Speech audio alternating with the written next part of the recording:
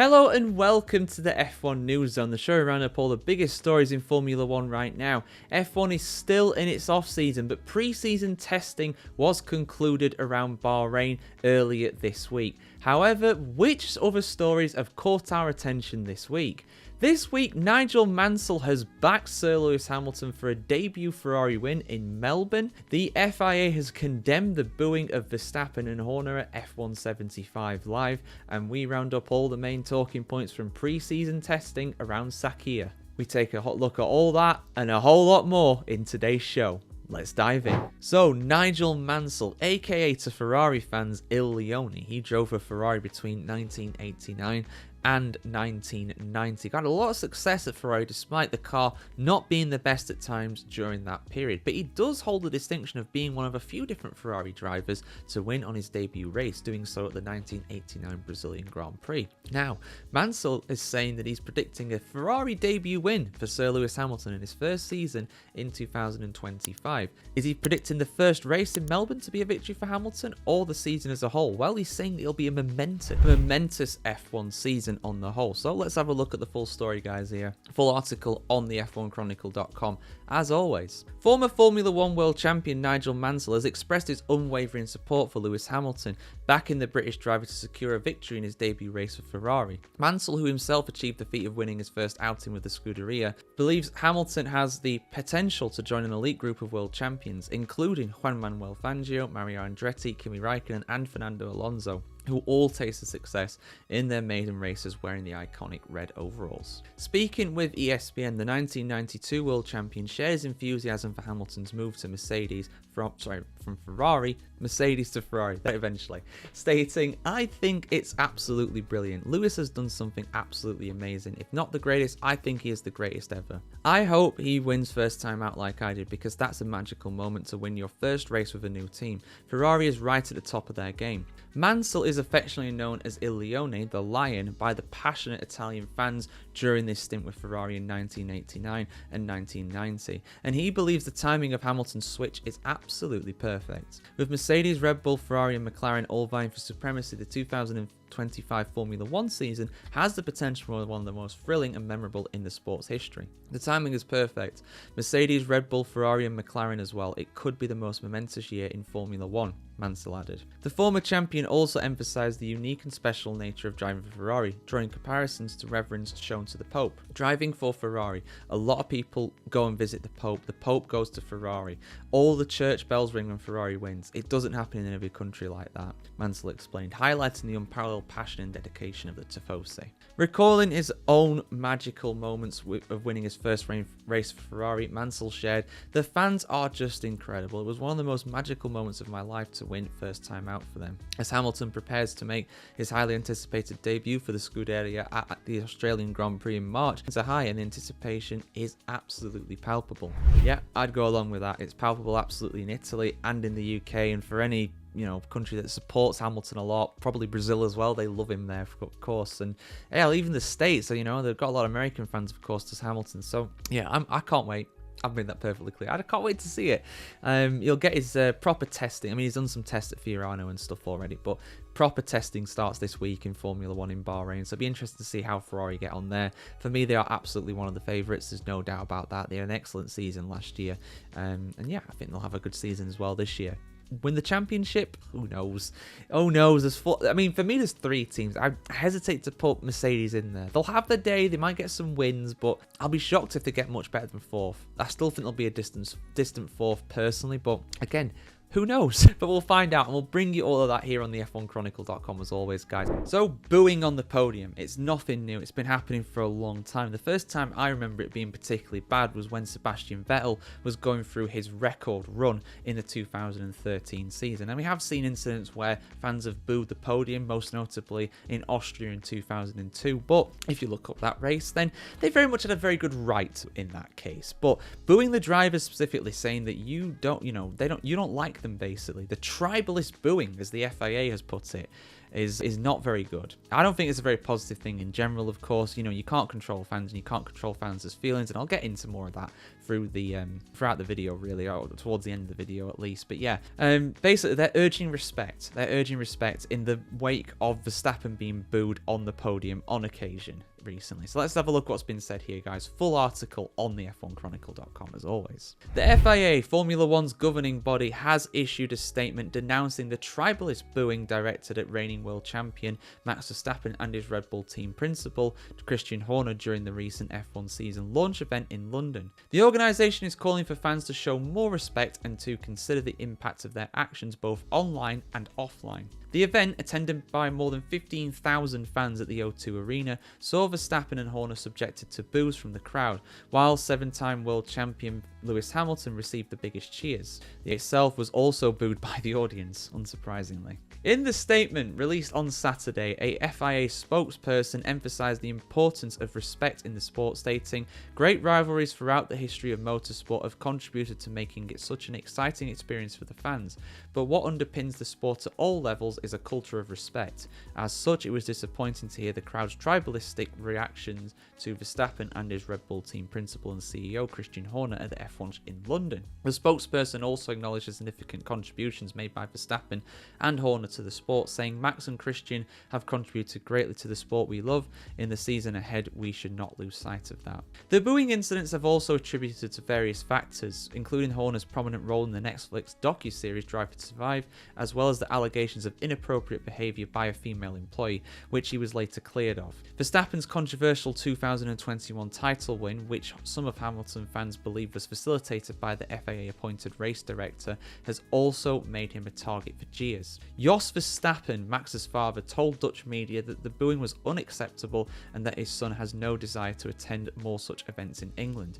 Hamilton too has experienced booing abroad, as have other British drivers, while Verstappen has been jeered by crowds at Silverstone. The FIA's World Motorsport Council is set to hold its first virtual session of the year on Wednesday, coinciding with the first day of Formula One pre-season testing in Bahrain. The matter of fan behaviour and the need for more respect within the sport is likely to be discussed during this meeting. As the FIA leads a coalition to tackle online abuse in the sport, the organisation is urging the sporting community to reflect on the impact of their actions and to promote a culture of respect both in the virtual world and at live events. Yeah, I mean, it's the thing is, at the end of the day, it's a sporting event. You've got people there that have paid a lot of money to be there, and they're going to let their feelings be known. And that's something across all sports, right? I mean, I'm dressed in this today because I'm going to watch my team go and play one of our relative local rivals in a football match tonight.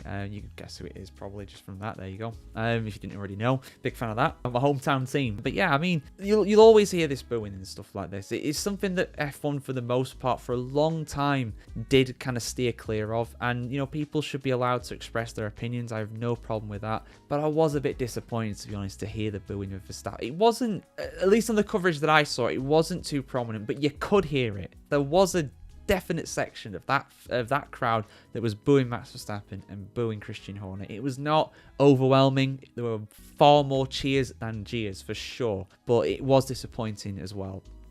Christian Horner's slightly different. I mean, yeah, you might not like him as a character, from his time in Drive to Survive, because a lot of that is orchestrated and stuff at the end of the day. It's not a true from Formula One. And, Christian Horner very much plays up to it. And that's his right to. If he wants to play the pantomime villain like he does, then let him do it.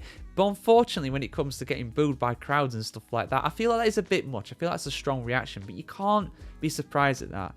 I think the more questionable point about his character personally, though, has to be the allegations. And look, I get he's been proven innocent and all this and that, but I've got my own opinions about them. I'm going to keep them to myself. But at the end of the day, I also do think that you can't be surprised at people booing him, because there'll be a lot of people rightfully feeling that he did it, even though he's been proven innocent. So there will be people that boo that. And I don't think it's that simple as just to say, oh, he's found innocent, so he's innocent. There's a bit more grey to that personally, but that's just my opinion. But yeah, booing Verstappen for the 2021 title, I think it's just dumb. I really do. And I say that as someone who, I'm not a proper Hamilton fan, but, I do follow him and I do want him to do well, right? I support our sporting stars in all sports, right? When football clubs from England play in the Champions League, I support them. I want them to do well. Even though I don't like those clubs, I still support them because they are English. And it's the same with British drivers in Formula 1. I will always support them. I will always want the best for them. But I'll also tell things how they are. And that 2021 season finale, the actual race itself, it wasn't its fault. It just wasn't. That was the FIA. No surprise the FIA was booed as well because of their antics recently. Yeah, and you can go back and look at my old videos for that if you want to get some more information on the president in particular and his rather dictatorial stance that he takes on pretty much everything. It's my way or the highway. It's pretty much his approach when it comes to that. But guys, let us know what you think about this. Is it right that Verstappen is booed like this? And same with Christian Horner too. Is it the right of the people who have paid money to attend this event? Or is it just leaving a bit of sour taste in the mouth? I want to hear your thoughts in the comments below as always. So I've been saying for quite some time now that Mohammed Ben Sulayem, the current FIA president, will most likely be re-elected. No, not because he is a good president. In fact, he's proven himself to be a very incapable president on a number of different occasions, but because nobody is going to run against him, which I found stunning. This seems like an absolute open goal for somebody to come in and take the FIA presidency and do a better job than him, because frankly, it'd be harder to do a worse job. And finally, a candidate has emerged, and it's none other than Susie Wolff. Now, this is not confirmed, but this is reportedly going to happen. Susie Wolff is apparently considering running for FIA president at the next election, which I believe is 2026.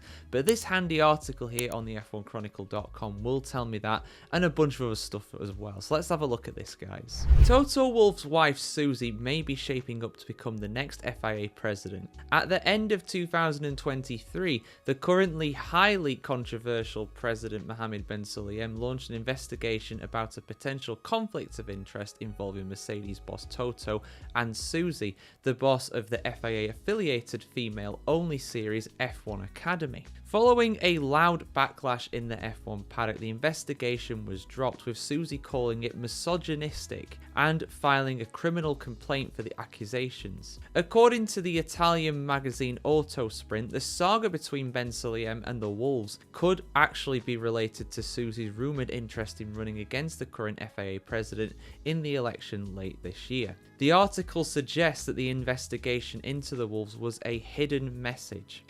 As questionable as Ben Sulayem's actions are, every move he has made up to now has made sense, correspondent Stefano Tamburini said. I'm sorry, Steph, I'm not sure what he's talking about there, but let's have a look. Even ones that seem completely illogical, such as the opening and rapid closure and investigation for conflicts of interest against Susie Wolff, head of the Formula 1 Group's all-female F1 Academy, and her husband Toto Wolff, Mercedes team principal. In reality, it was a way of letting people know that he was aware of the possible launch of Mrs. Wolff in a presidential election race, he explained in the latest edition of Autosprint. Okay, I kind of see what he's saying there, but it still wasn't a good idea. The next FIA president elections are scheduled to take place in December, and under FIA rules, Ben Sulayem is eligible to run for re-election for up to 2 additional 4-year terms.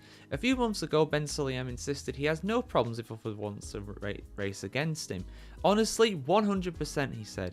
I would be more than happy. It's democracy all of the time, not some of the time. My goodness me, the irony of those words. Yeah, democracy when it comes to that, but of course it's a conspiracy if he doesn't get in again, potentially. I'm not saying he'll say that if that does happen, but come on, he does strike me as the type, I'll be honest. Very much praising the system when it works for him, but when it works against him, then it's a problem.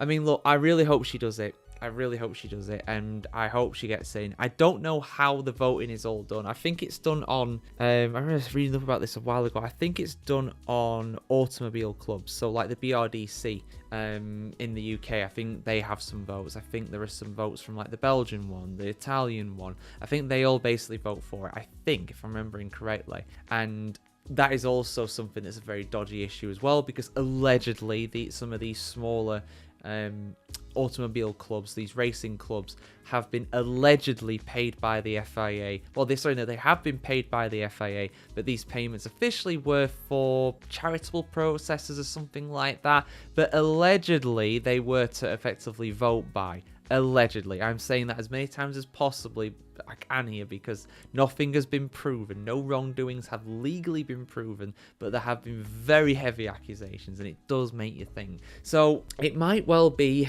a less than democratic process, or a less than clean democratic process. But I hope she does it, and I hope she wins, because anybody would do a better job than this guy. I really do think that he's extremely controversial, and not without good reason. And I think Susie Wolff would do a standout job. I really do think she's great.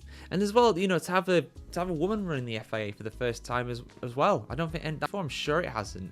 It was Belesh, then it was Mosley, then it was Todd, now it's Ben Sulayem. I don't think it's ever been a woman, so I think that would be a good progressive move as well. I'm all for it, to be honest. And if someone else wants to run as well, the more the merrier, As Ben Sulayem says, 100%, I welcome them. But let's see how much of a competition they're allowed to put up. We'll see what happens, guys. Your thoughts in the comments below. Will Mrs. Wolff run for FIA President? I'd love to see it, but let's see what you think. So there's been some extreme flexing going on in Bahrain pre-season testing for the 2025 Formula 1 season. That flexing coming from the Red Bull RB21, a car that apparently has resolved the issues that were in the 2024 car that saw them lose the Constructors' Championship and could have seen Max Verstappen lose the Drivers' Championship. But in the end, they recovered towards the end of the season, and it looks as though their 2025 car has in fact built on those foundations that they built towards the end of last season. But let's have a look at this full article on the F1Chronicle.com. As always, guys, let's see what's been happening here over at the international circuits. A full pecking order will have to wait for now, but insiders are already starting to get an idea of which teams and drivers will lead once the 2025 season gets racing in Melbourne next month. Official pre-season testing began in Bahrain on Wednesday, where a total power outage marred the end of the running on day one. I don't think I've ever seen anything like that in modern Formula 1, observed Red Bull advisor Dr. Helmut Marko. Indeed, that's absolutely the case, because apparently they're meant to have backup generators that would stop something like that happening in the case of a power outage, but clearly that didn't work. All the mechanics were using torches and stuff to see inside the car and make adjustments. I've never seen anything like it either. Even at night time, they have all those big floodlights on and stuff at Singapore and Saudi Arabia and Qatar and tracks like that. He was already surprised about the weather. We thought that there would be sun and warmth, but it's even colder than in Europe, Marko smiled to Kleine Zeitung newspaper. As for the timesheets, it was early 2025 favourite Lando Norris at the top, followed predictably by Mercedes, Red Bull and Ferrari. Lewis Hamilton, however, was a full second off Charles Leclerc's pace. McLaren was very consistent and fast, as was Mercedes, Marko said, although the temperatures could explain why Mercedes was so fast. Indeed, remember when Mercedes was so quick? Spa, that's a cold track. Las Vegas, cold track. Silverstone, it was a cold track that weekend, and yeah, they won in Austria as well, but that was only because they inherited it because of Lando Norris and Max Verstappen crashing out, so it does make sense.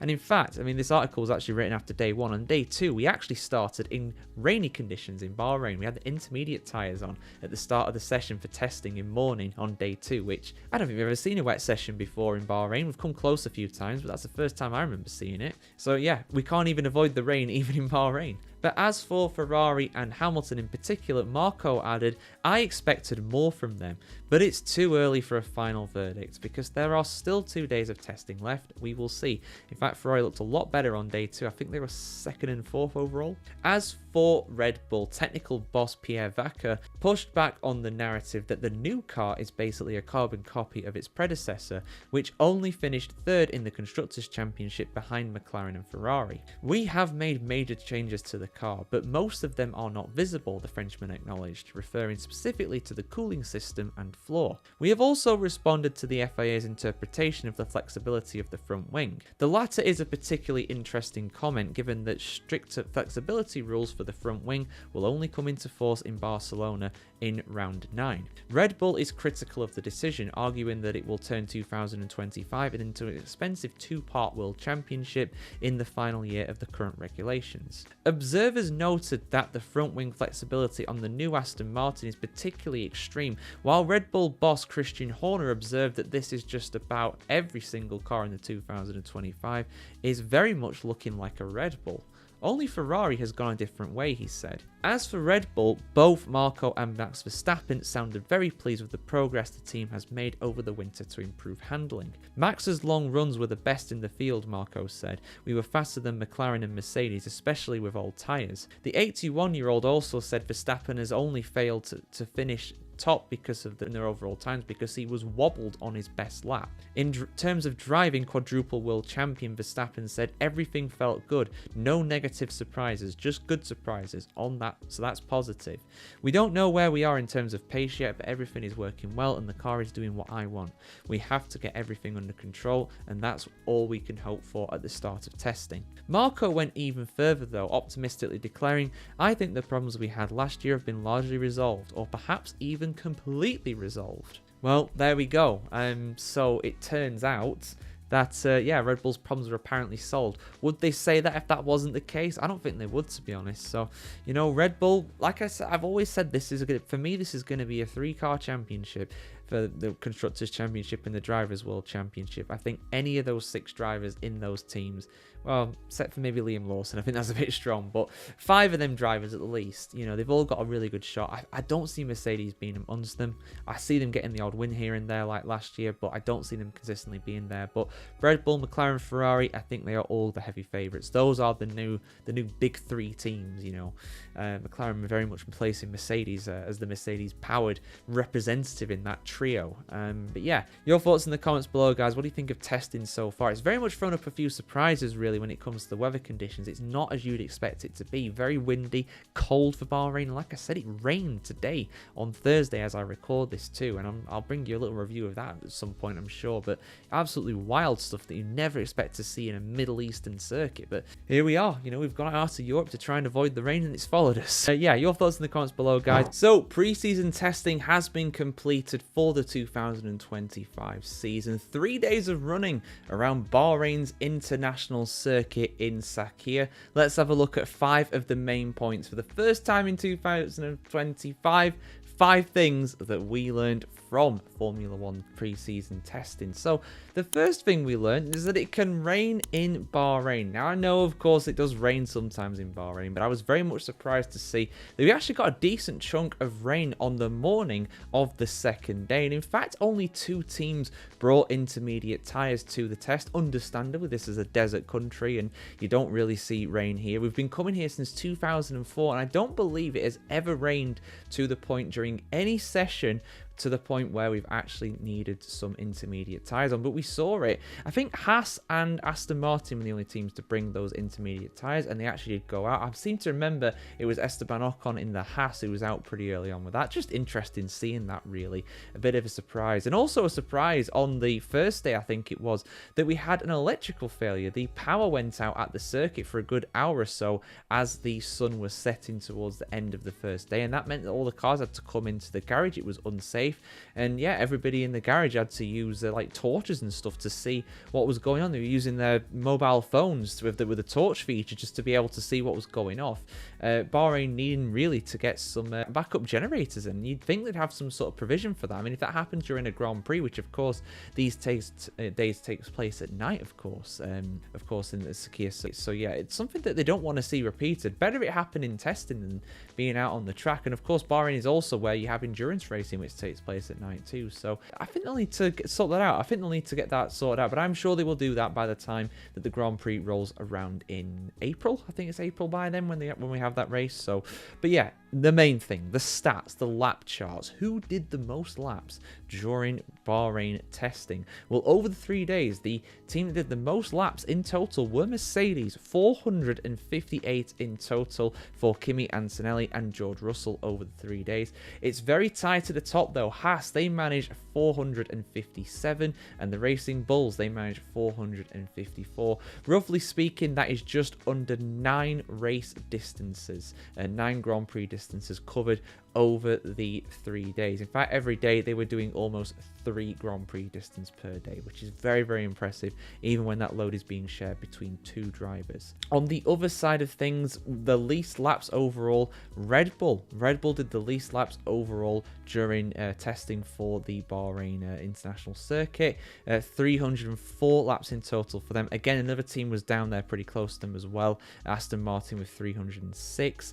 Red Bull doing a lot of laps on the first day, 132, but a lot less on days 2 and day 3. Aston Martin did over 100 laps on day 2 and 3, but it's really day 1 that let them down with 88 laps there. Just a quick mention as well, I did mean to say with my previous one as well, who did the most laps in any given day? That was Haas. Haas managed 162 laps today on the final day for day 3, which is only 2 laps ahead of what Racing Bulls managed as well. So really big totals on the final day of the test for both of those teams. And the fastest overall driver throughout the entire weekend, Carlos Sainz. Williams had the 5th most laps of all, so they were very much slap bang in the middle of the table, 395 in total for them. The fastest lap of Bahrain testing was completed by Carlos Sainz, a 1 minute 29.348.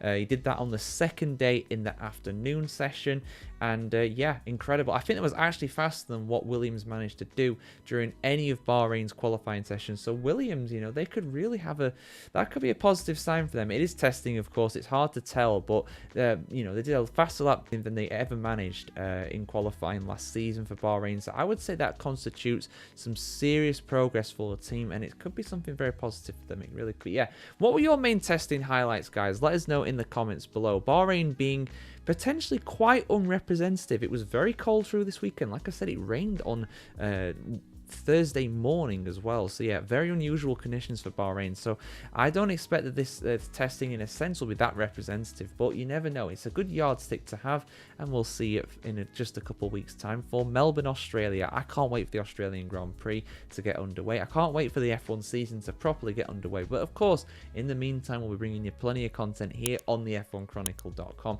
Have a great weekend ahead, guys, and see you very soon for some more Formula 1 action in 2025.